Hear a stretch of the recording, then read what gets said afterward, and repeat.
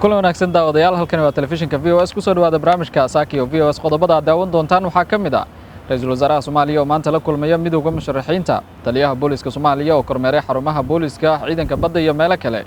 maamulka degmada Waajid ee gobolka Bakool waxa ay xoolo ku wareejeen ciidamo kamid ah qaybta 6aad ee ciidanka xoogga dalka waxa kale oo barnaamijka ku daawan doontaan safiiradda UK ee cusub ee Soomaaliya waxa ay ka labaynaysaa cidii ay ku wareejin lahayd warqadaheeda aqoonsiga xilli muddaxileedka madaxweyne Farmaajo u dhamaaday wasaaradda caafimaadka Soomaaliya waxa ay shaacisay warbixinadii ugu dambeeyay ee la xiriira COVID-19 dowladda Soomaaliya ayaa cambaaraysay weeraro gantaala oo xuutiinta ay ku qaadeen waddanka Sacuudiga qodobada iyo kuwa kale aad ku daawan doontaan barnaamijka mar kale iyo Saaki iyo VOS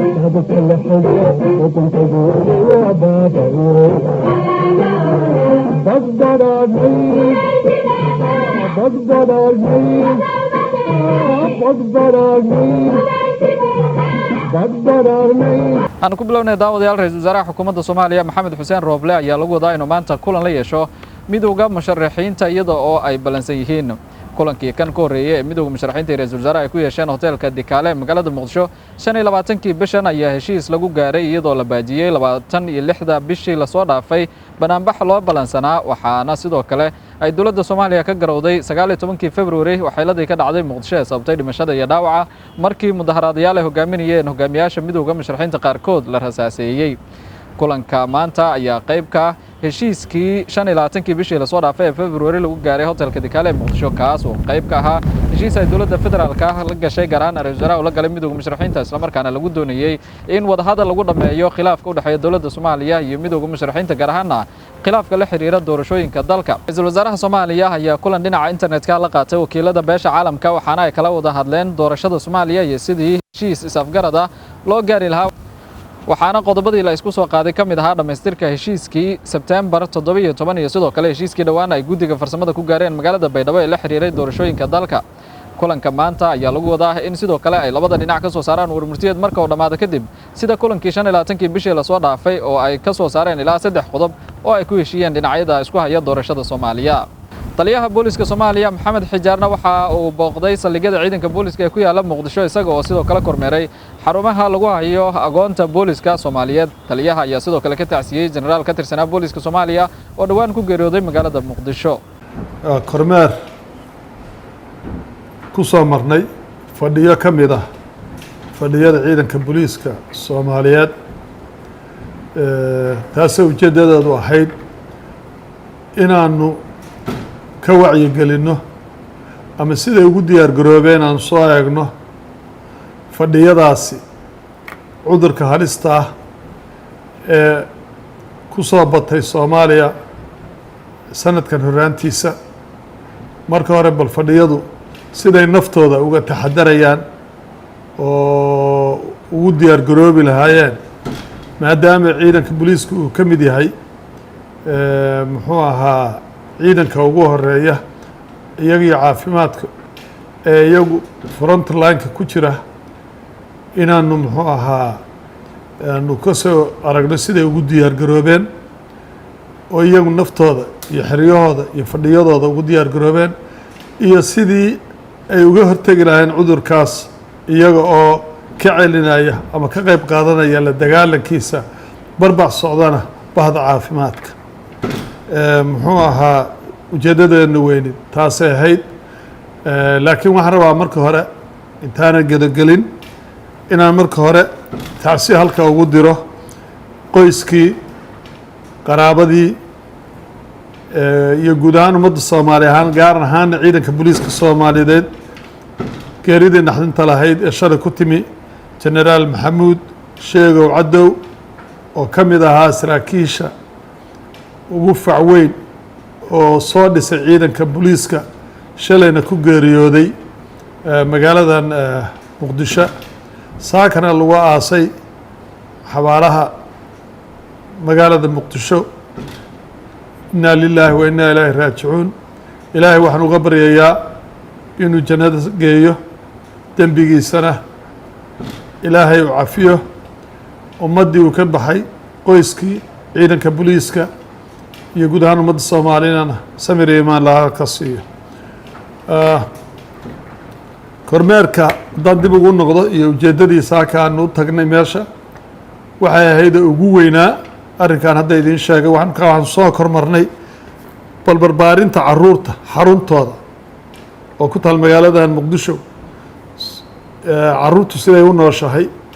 waa fadhi ka mida fadhiyada fadhiga ugu nugul weeye oo annagu waalidiinta aanu u nahay haddaanu nahay bahda booliiska in waxaanu ka soo bixinay awaamir in ciidan fadhigaas aan la geli karin lagana soo bixi karin ardadana dhalinyarada booliiska aan meesha ku jirtana aan la fasixi karin ilaa cudurkan intuu jiro ciddii iyo cidda la soo maamulaysa xeradana qof aan la hubsan ama ka baxay oo aan la hubin inuusan soo gelin. waxaanu kormeer ku tagnay isagana xarunta cisbitaalka weyn muxuu ahaa Madiina oo ay gacanta ku hayso iyagana ICRC-da iyo dhakhaatiir badan oo Soomaali ah hase yeeshee booliisku uu kormeer ugu tago si uu u socdo yacni maalin walba sida hawshiisu tahay nadaafadiisu tahay ciidanka waardiyeynaya amnigiisu siduu yahay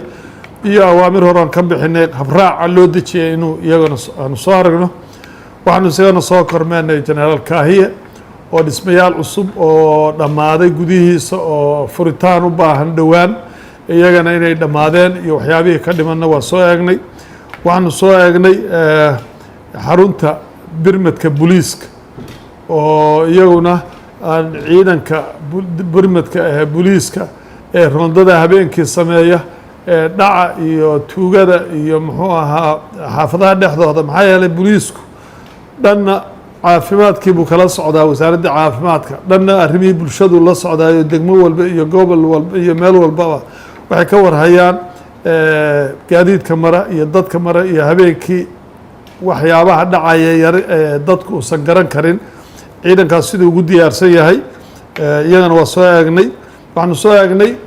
ciidanka ilaalada xeebaha ee booliiska oo shaqo muhima noo haya annaka maxaa yeelay baddeenu waa weyn tahay ciidankeenuna ciidan sida dadku u malayn maayo waa ciidan taya leh marka la eego dhismaha ciidanka badda ilaalada xeebaha ciidanka xoogoodu waxay xeebahay ku wareegaan ilaa meel fog oo hadda dalka xeebihiisa oo dhan waxa taagan oo dhan way u muuqdaan waana la hadli karaan waxaanse hadda ay badidoodu qabtaan xeebahan liido iyo jasiiro iyo inay ilaaliyaan oo dhalinyaradan dalxiiska u imaanaysa iyo dada ka badane dabaalanaya iyo waxaas oo dhan inay muqtay badbaadiyaan beryaha waxaad badatay qaadad mamnuuc ah oo muxuu ahaa korone iyo waxaa wato dalka laga mamnuucay isagana way ka wardiyeeyaan marka fadhiyadaasoo dhan aanu soo aragnay waxaanuna eegeynay bal sida hawshooda u socoto fadhi ahaan si iyagu naftooda ugu diyaar garoobeen iyo siday ula howlgeli lahaayeen muxuu ahaa ciidanka sidaad la socotaan ciidankaas badda dhismo weyn oo aan u malaynayo kan ugu weyn inuu noqonayo Soomaaliya oo ciidanka badda leedahay ayaa dhismihiisii dhammaaday oo aan u malaynayo bisha soo socota Maarsa la furayaa saldhig u noqonaysa ciidanka badda iyagana waanu soo eegnay barnaamij guud isagoo ah bal waa wixii aanu isleenahay 2021 waxay noqonaysaa sanadkii aanu isleenahay qorshahaad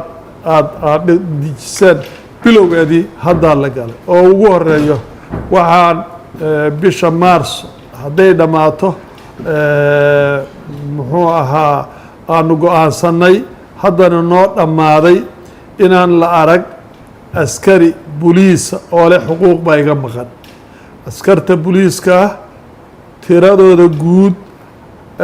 sanadka 2021 bisha Maarso waxaanu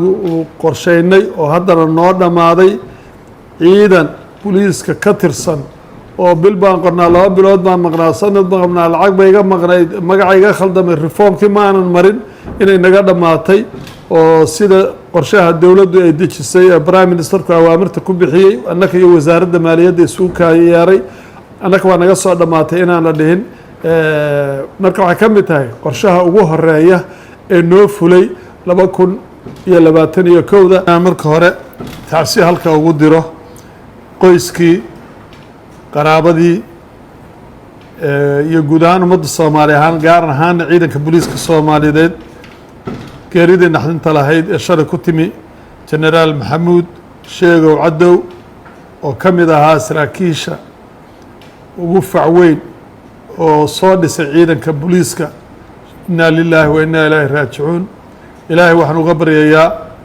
inuu jannada geeyo dembigiisana ilaahay u cafiyo ummaddii uu ka baxay qoyskii ciidanka booliiska iyo guud ahaan ummadda Soomaaliyana samir iyo imaan laha ka siiyo safiirka cusub ee UK u qaabilsan Soomaaliya ayaa soo gaartay magaalada Muqdisho iyadoo waraaqaheeda safiirnimada aan ku wareejin madaxweynaha Soomaaliya safiirada ayaa la rumaysan yahay inay ka labanayso cidii ay ku wareejin lahayd warqadaha maadaama muddaxileedka madaxweynaha Soomaaliya uu dhamaaday safiirada UK u qaabilsan Soomaaliya Miss Kate Foster ayaa maalmo ka hor soo gaartay Muqdisho iyadoo oo bedeshay safiirkii hore ee UK u fadhiyay Soomaaliya Ben Feder oo waqtigiisa u dhamaaday Mrs. Kate ayaa sugaysa in warqadaha aqoonsiga laga gudoomo si ay u hawl bilowdo waxaana jira dood safaaradda dhexdeeda ah oo ku saabsan in laga sugo inta warqadaha aqoonsiga laga gudoomayo ilaa laga doorto madaxweyne cusub iyo in madaxweynaha talada haya ee Maxamed Cabdullaahi Farmaajo uu muddaxileedkiisa ku ekaa 8 bishii February uu ka gudoomo warqadaha aqoonsiga safiirkii hore ee UK ee Soomaaliya David Kanka ayaa la xusuustaa in markii la soo magacaabayay November sanadkii 2016 uu ka baaqsaday in madaxweynihii hore Xasan Sheekh Maxamuud uu warqadiisa aqoonsiga ku wareejiyo maadaama muddaxileedkiisa uu ku ekaa 10 September 2016 waxaana ambassador Kankar dalbaday inuu sugayo ilaa madaxweyne cusub laga dooranayo waxaana warqadaha aqoonsiga laga gudoomay 18 February 2017 xilligaas oo ahayd 10 cisho kadib markii la doortay madaxweyne Maxamed Cabdullaahi Farmaajo dowladda Soomaaliya ayaa cambaaraysay weerar gantaalo ay Xuutiyiintu ku qaadeen waddanka Sacuudi Carabiya dowladda federaalka ee Soomaaliya waxa ay cambaaraysay weerar gantaalo ah oo kooxda Xuutiyiinta ee waddanka Yemen ay la beegsadeen caasimadda waddanka Sacuudiga ee Riyadh qoraal ka soo baxay wasaaradda arrimaha dibadda ee Soomaaliya ayaa lagu yiri xukuumadda Jamhuuriyadda Federaalka ee Soomaaliya waxa ay si kulul u cambaaraynaysaa maleeshiyada Xuutiyiinta oo gantaalo balastiga ku garaacay dhanka caasimadda Sacuudiga ee Riyadh iyo dhowr diyaarado aan duuliye lahayn oo miinaysan oo ay ku jiheeyeen magaalooyinka Jazaan khamiis mushaad xilli dambe oo axaddii ahayd. Soomaaliya waxay u aragtaa weerarkaasi mid xadgudub ku ah sharciga caalamiga iyo kan bani'aadanimada iyo dembi argagixiso oo lagu beegsanayo goobo dad rayida ay degan yihiin iyo carqalad ka dhana dadaalada qaramada midoobay ee lagu doonayo in lagu gaaro xal siyaasadeed oo dhammaystiran oo lagu soo afjaro colaadda waddanka Yemen. waxaana ay caddaynaysaa Soomaaliya inay si dhammaystiran u garab taagan tahay boqortooyada Sacuudi Carabiya ayna ku taageersan tahay dhammaan tallaabooyinka ay u qaadayso difaaca ciideeda kuna sugayso amniga badqabka muwaadiniinteeda iyo dadka deganba iyada oo ka hortagaysa col kasta oo dhagar hugan ayaa lagu yiri war-saxaafadeedka dowladda federaalka ah ee Soomaaliya ay ku cambaareysay weeraradii gantaalaha ee Xuutiyiinta Yemen ay ku qaadeen caasimadda waddanka Sacuudiga ee Riyadh. Wasaaradda caafimaadka dowladda Soomaaliya ayaa 24 saacadood la soo dhaafay shaacisay in ka badan 260 qof laga helay cudurka COVID-19 oo farabadan ku haya dalka. wasaaradda caafimaadka Soomaaliya ayaa sheegtay in la baaray dad gaaraya 1800 oo qof waxaana laga helay 262 qof. tirada 24 saacadood ee la soo dhaafay laga helay ayaa lagu sheegay 266 qof. gobolka Banaadir waxaa laga helay 141 qof. Puntland waxaa laga helay 88 qof oo natiijada hal toddobaad. Somaliland waxaa laga helay 25 qof. Koonfur Galbeed waxaa laga helay 4 qof. Hirshabeelle waxaa laga helay 3 qof. halka Jubbaland laga helay 3 qof. Galmudugna laga helay 2 qof. dadka 24 saacadood ee la soo dhaafay laga helay COVID-19 163 kamid ah halka 103 kamid ah ay yihiin haween ama dhadig. dhimashada 8 qof oo 6 xaaladood oo kamid ah ay ka dhacday gobolka Banaadir halka labada kale ay ku dhinteen Hirshabeelle ayaa kamid ah warbixinta gaar ahaan magaalada Beledweyne. 24 saacadood ee la soo dhaafay COVID-19 waxaa ka bogsaday 21 qof sida ay sheegtay wasaaradda caafimaadka. tirada guud ee cudurkan laga helay waxa ay hadda maraysaa 7257 qof halka tirada bogsashada guud ay marayso 3808 qof. ugu dambeyntiina maamulka degmada Waajid ayaa waxa ay ciidanka xoogga dalka qaybta 6aad ku wareejiyeen xoolo nool ay ugu talagaleen in ay quutaan ama ay cunaan maadaama ay ku jiraan howlgalo ka dhan Al-Shabaab. taliyaha guutada 9aad ee qaybta 6aad ee xoogga dalka iyo sidoo kale gudoomiyaha degmada Waajid ayaa waxa ay ka warbixinayaan ciidankaasi raashinka iyo xoolaha nool ay u geeyeen iyo ujeedada ay ka leeyihiin. may mural nin aha taliyaha guutada ninkoy ciidamadii muraalka landhas inshaan irin oo 25 neef ah lanqiibi oo soddon guri qaar Al-Shabaab raha ku furi qaabna darjo koorsalan dari dadkii oo sacbooleeyay lasi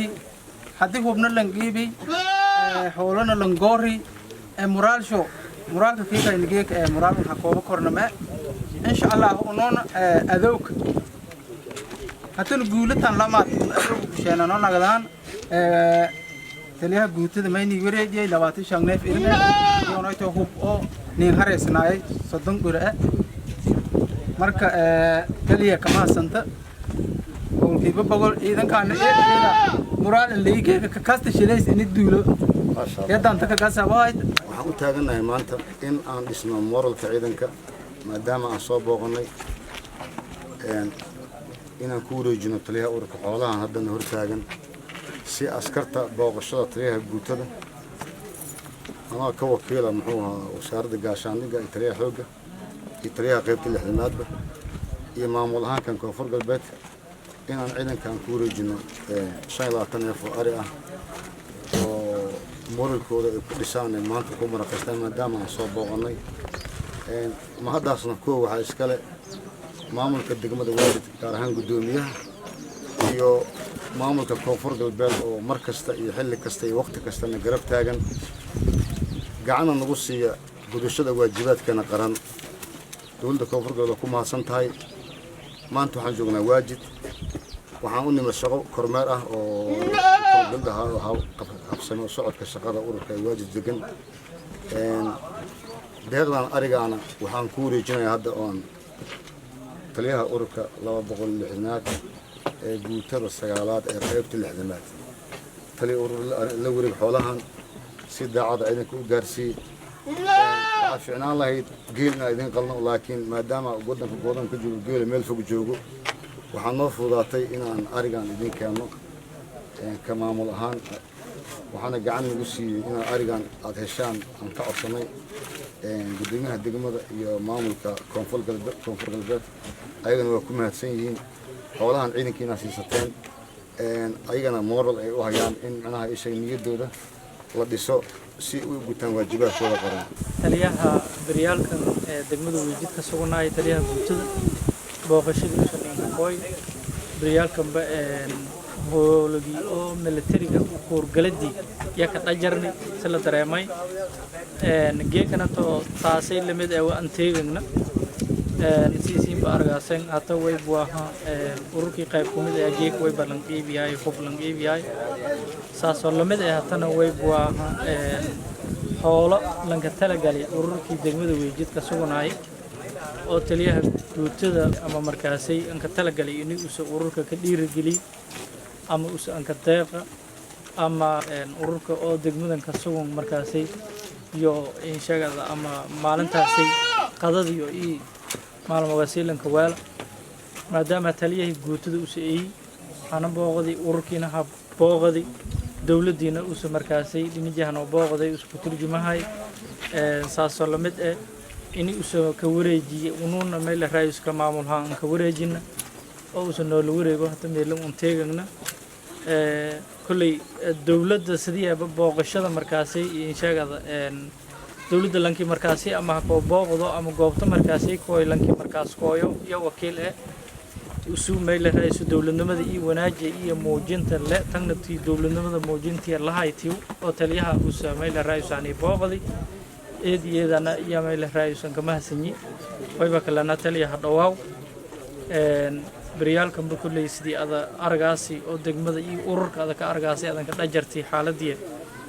مركلها كنواو guud ahaan daawadayaal barnaamijka Saaki iyo VOS ayaan inta ku soo gabagabeynaya barnaamijkan kan xigay intaan ku kulmayno nabadgelyo